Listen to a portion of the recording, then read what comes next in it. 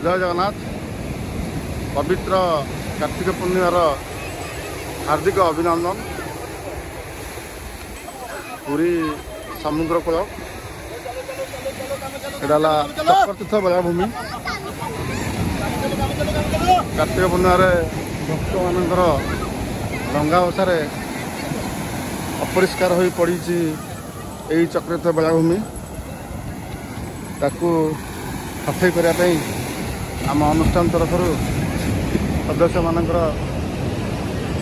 सफाई अभियान चली। प्रत्येक वर्ष आम कार्यक्रम चले।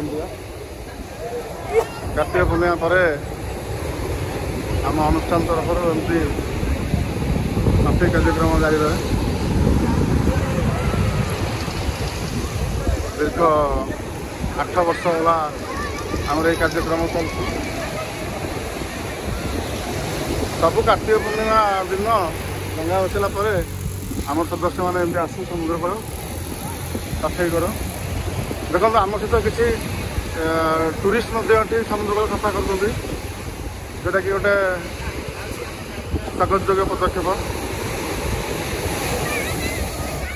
लाइफ गार्ड भाई मैंने ये सफाई सहयोग कर।